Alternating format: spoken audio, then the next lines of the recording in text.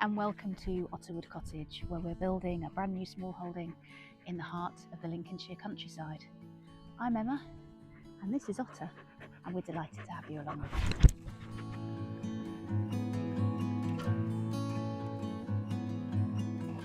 We've had a brilliant and busy week on the smallholding. The sun is shining, the birds are singing, everything just feels fabulous when the weather is like this, and we are really starting to feel the benefits of everything that we're doing here and loving the decision we've made to come and live in the countryside and live on this fantastic plot.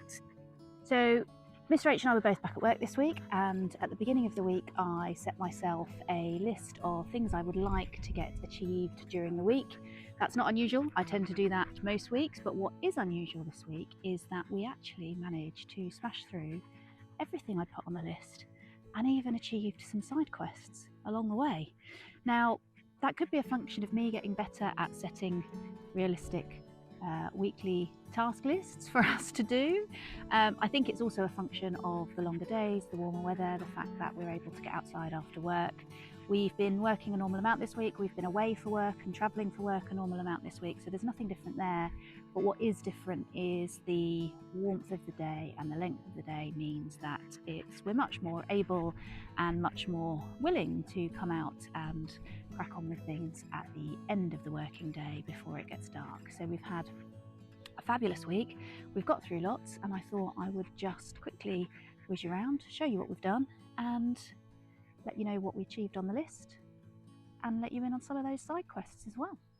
So the first thing on my list to get done this week was to wood chip along the length of the rabbit fence that we have already put in, and as you can see, that's been achieved, and that has involved barrowing wood chip from the hard standing over there all the way through the woodland, all the way up to here on both sides of the fence. So that was a task achieved and done well. And the second thing on my list was to use some of this clay pile to cardboard and then protect, and I set myself a task of 5 of the trees in the woodland. So as you can see, what we've done is put a square of cardboard around the base of each, but around the perimeter of the protective tube, so that the clay is not touching the tree itself, and then have added clay on top of that wood, on top of that cardboard, to keep the tree protected. Now, I did check that method out with the Woodland Trust, and they agreed that that would be a great method. The clay won't keep the grass back forever, but it will do a good job of suppressing the grass in the meantime whilst we are doing other things. Now, 5 trees out of 975, perhaps not a huge achievement, but we wanted to check it worked, we wanted to check the process, and I'd written 5 on the list, and we got 5 done, so tick. The third thing on my list had been to repair a small hole just found his toy that I'd found in the rabbit cage behind me. So in the corner just at the door there was an area where thanks dude. So I'd found a small hole in the corner, I repaired that with some extra net, thought I'd done a great job, and then a couple of mornings later Mama Wilkes came back from having walked the dogs in the morning, and she'd gone out early, and said, just seen about 8 rabbits in the fruit cage having a lovely snack on your strawberries. Now, as it turned out, I had actually bought a trail cam the day before and popped it in the fruit cage because we'd seen that the strawberries were being nibbled, and we couldn't for the life of us figure out what was doing it. The fruit cage had been protected by the net, I'd repaired the hole, strawberries were still going missing, so we wondered if we'd trapped a vole in there and it was hiding from us when we were in there during the day. So we'd got a trail cam, which we wanted to have on the property anyway, and popped it in there to see what was happening, and lo and behold, the rabbits had got into the fruit cage and were having a wonderful picnic on the strawberries that we'd planted for them. Luckily, they'd not quite got to the rhubarb, which, if you recall, I'd originally planned to plant outside the fruit cage, and then actually last minute made the decision, because the rabbit fencing that we're putting around the entire property isn't going to go in as quickly as we'd first thought. I made the decision for this year at least to put the rhubarb inside the fruit cage to protect it. I can always move it at a later date. Anyway, luckily the rabbits hadn't got to the rhubarb. I think they probably have done for the pink blueberry. I can't see that that's going to make a comeback. Everything else in there looks like it might just about survive, with the exception of the raspberries, which we knew had already not made it from the last attack. So I do seem to recall when we very first put this cage up that I may have said on a video that a very determined rabbit may well be able to get through. Well, that was foreshadowing, as it turns out, and we do have very determined rabbits on the Smallholding. So in they had got, and we managed to find the hole where they'd chewed through the netting, but clearly it wasn't going to be sufficient to just have the kind of softer netting that we've got up around the cage. Although it is fairly robust, it is they can chew through it. So what we have done, and you can see behind me, is take some of the rabbit-proof fencing that we have bought to go around the outer perimeter of the property, and temporarily wrapped that and cable tied it around the bottom half of the fruit cage. So that was a side quest we weren't expecting to do. It was a couple of hours work on Saturday, and hopefully that will do the job of protecting the fruit cage long enough for us to, over the course of the summer, finish rabbit proofing the entire perimeter of the fence. Determined rabbits, what can you do? A couple of fantastic additional side quests that weren't on my original list, but which Mr. H managed to crack on with, is to continue this pathway all the way up to the fruit cage, to get our big pile of turf covered so that hopefully that will start to compost down, and to cover over with black plastic the growing area that we have not yet got to in terms of building beds on top. And the reason we've done that is that already, even having dug it off, scraped all the turf off and put it in this massive pile here, already the grass is starting to spring back, and we didn't want that to become more of a problem than it needed to be. So the black plastic goes out, it doesn't stay down, but we can use it in other places around the property over time. But we can successively, as we build beds, roll it back. That should suppress the growth of the grass in the meantime. And the next two items on the list were to do my 2 types of final week of April sowing. So the cell tray sowing, which includes all the heat-loving plants. So I've got beans and melons and squash, and sweet corn, either germinating inside in the conservatory or in here in the polytunnel. So if I just spin you around, so in here I've got, not quite germinating yet, some leeks, 3 different types of leeks in here, and then I have some different types of beans. So I've got some yin yang beans, some Strionta drying bush bean, some sweet corn from saved seed from last year's growth, some Aida Gold dwarf beans, and some Jacob's Cattle bush beans. So I'm doing quite a lot of drying beans, so beans to dry on the pod and save as dried beans this year. And inside in the greenhouse I have got some Emergo, I think it is, Emergo runner beans, which you can see are doing fantastically well, some summer crookneck squash, some Verdi Italia courgette, Dragon's Egg mini cucumber, Minnesota midget, melon, Prescott Fond blank musk melon, some Waltham butternut squash, which I didn't think were going to germinate, but I've got 2 up now, so hopefully we'll have some more, some Tamara cucumbers, and some sugar baby watermelons. So these are all looking fantastic, and it won't be long before I'm putting these beans out. So the second type of sowing is for the 4th week of April, with my direct sowing, and that has been a repeat of the chaos bed that you saw me planting in the last video alongside the side of the polytunnel. And we have created a brand new no dig bed along here, quite a narrow one, deliberately, because for the chaos planting, keeping it nice and narrow means that you can get to everything. You're not trying to reach over or reach into a big bed where you've got things of different heights. So keeping this quite narrow, and have succession sown my second lot of those chaos packs on one half of this bed, and then next week I will do my 3rd sowing of the same packs in the other half of this bed. So this bed should be lovely and lush, and I've done that so that it mirrors, so I've got the same type on each end of the bed, so it should look quite nice and mirrored as it grows up. I've also planted some second sowing of peas from my saved peas from last year, and can just see the beginnings of the last lot I planted last week starting to germinate. So peas are coming, exciting. And in addition to that narrow bed for the chaos planting, I've also extended, so you may remember the garlic and broad bean bed used to stop here at the end of the broad beans, and we've extended that right out and planted out my celeriac and my celery. Just done a small amount of celeriac because I can't stand it, but Mr. Wilkes says he can convert me with some recipes. So small amount of celeriac and some celery gone in, and then we've got some extra bed for the next things due to go in.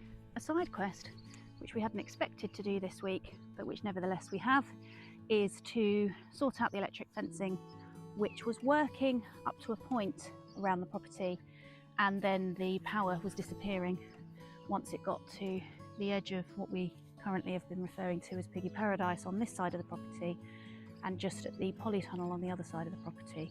So effectively it was only really working on one of the four sides. It's not quite a rectangle, but if you imagine it roughly as a rectangle, it was only working along one of the four sides.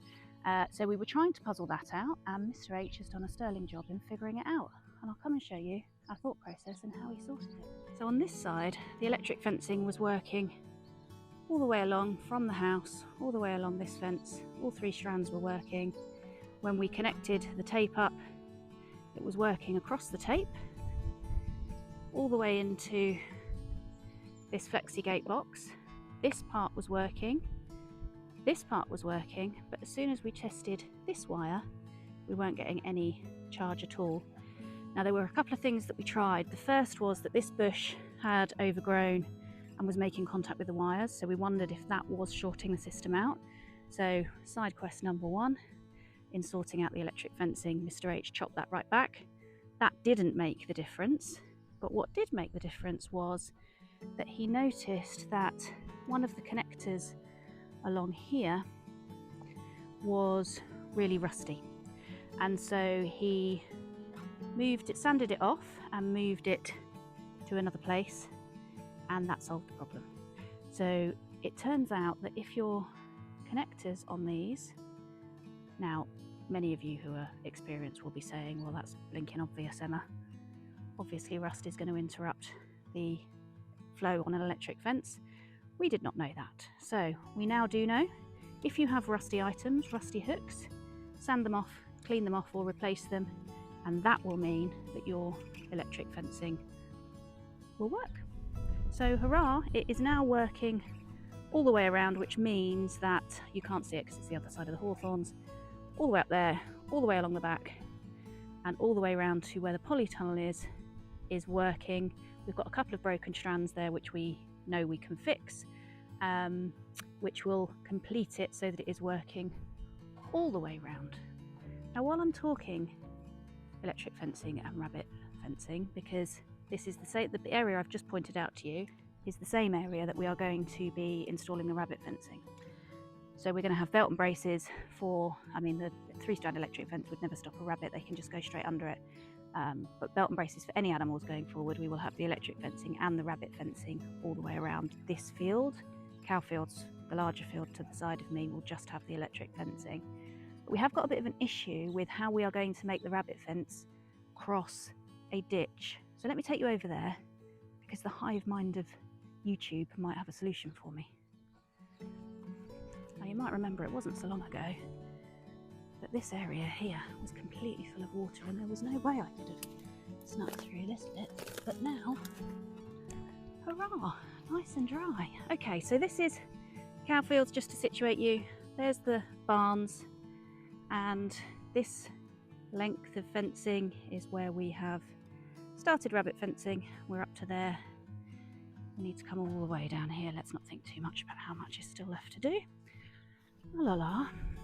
But when we get to this corner here, we're going to come around here, and then we have a bit of a problem because we are spanning the ditch. Let's It's a bit overgrown down there, but I think you can probably see what's happening. So the 3-strand electric fencing, fine, that can span the ditch, but presumably rabbits living on the verge up here, this is the main road, will just be able to stroll on when it's dry, like now, stroll on through this ditch, and then if they go far enough along the ditch, because the electric fencing and rabbit fencing is this side of the hawthorns, they're just going to have free access to the property. So we are puzzling. There will be a solution to this, but hive mind of YouTube, how do you stop rabbits walking along a dry ditch? Help. And something that's become a bit of a side quest, unexpected additional job to do that wasn't on my list but is necessary, is to find ways to protect things that we've planted. And as you can see, I'm mostly using the method we started with the garlic, which is to use branches, offcuts from prunings on top of the beds, which allow things to grow through, but generally, fingers crossed, have been keeping the rabbits and the dogs actually off the beds quite successfully. So side quest has been to collect up prunings from the trees. There's some of the ones from the orchard over there, which I did the other week, and other prunings that we've been collecting from the property and popping those on top of the beds. And I've done that on the chaos bed, which you will have seen originally I covered with mesh, but for various reasons that wasn't working for us, mainly because I need to keep this relatively moist for the seeds, and I couldn't see under the mesh when it needed watering, which I can see, and it does need watering right now with the mesh off. So as a tactic, it doesn't look beautiful, unfortunately, but we're not here to try and look beautiful, we're here to grow some food. So hopefully this will continue to be a relatively useful way of protecting things when they're small. And as you can see with the garlic, it doesn't prevent anything from growing. The garlic's growing brilliantly through. In fact, it's quite hard even to see now where the original sticks were, but they're just in the middle of the bed. Now what will be interesting is when it comes to harvest time, if that causes me significant amounts of problems. So I'll come back to you on that. But that's how we're protecting beds for now. And in other cases, I'm being a bit more inventive, like using this travel dog cage to protect my second sowings of peas. Another side quest connected to the black plastic I showed you a moment ago. You may recall when I did my video on all of the piles on the property, there was an enormous pile of logs, and Mr. H has reduced that significantly, taking them from there, trying to do this without making you feel dizzy, but also showing you the scope of the job, all the way across cowfields, through the hawthorns, through the woodland, and over to those black plastic sheets to hold them down. Now another side quest, which was completely unexpected, and Wilkes and Mama Wilkes carried this out for us, was they've been in and sorted out the dairy. Now, if you've not been watching since the beginning, you won't know what the dairy is. Go back and watch the original tour of the property. But we have a room which eventually, when we have hopefully a cow, will become the area where we are going to process any milk that comes in. It was a tack room when the previous owners had it, but Mama Wilkes and Wilkes have put up our fantastic shelves, and this room was a total disaster, full of boxes of stuff we haven't unpacked yet. You know, we've only been here 7 months. Who unpacks inside of 7 months? So that's all been unpacked. Things have been put in place. The ice cream maker is out and ready to go. And so, as and when the time comes, the dairy's ready.